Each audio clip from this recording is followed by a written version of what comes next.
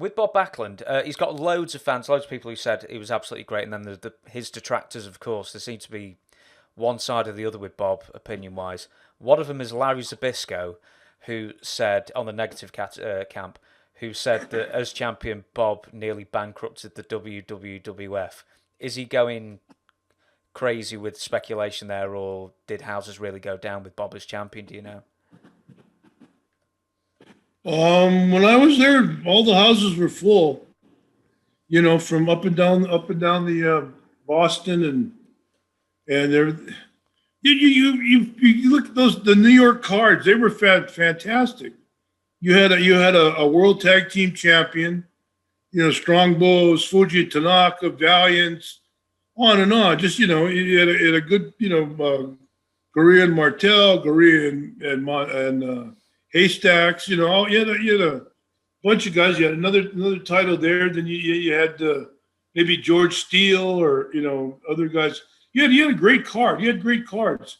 Or wasn't, and Bob, and you got to look, it was, as pre 1985,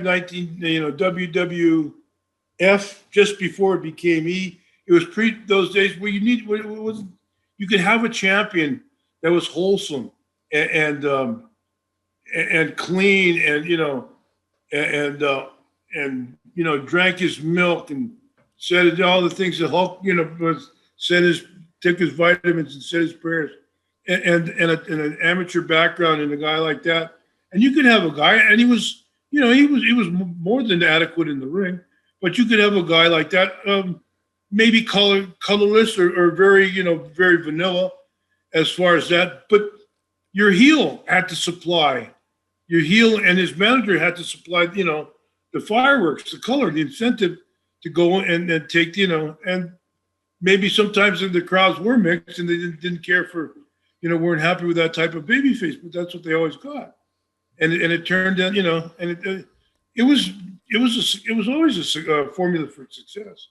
So driving, Larry was a Bruno guy, 100% Bruno. So maybe there's some validity to what he said, or that he didn't. I don't know if he had another run after his run with Bruno.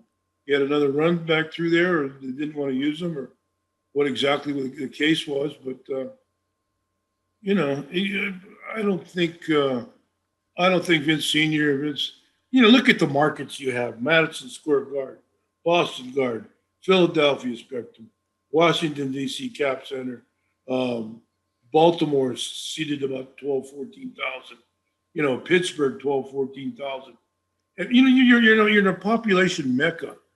You're closing your eyes and you're throwing darts and you're hitting a bullseye every time, and if not, you end up with you're in Scranton, you get a $15,000-$20,000 house, or, so it's not, and you paid accordingly. You didn't have guys on guarantees. You didn't have guys on contracts.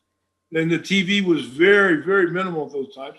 They had probably one truck and an announcer, and your crew that ran it. So it wasn't, you're not talking about WWE days, with, Warriors and Shawn Michaels and guys coming and pyrotechnics and everything else.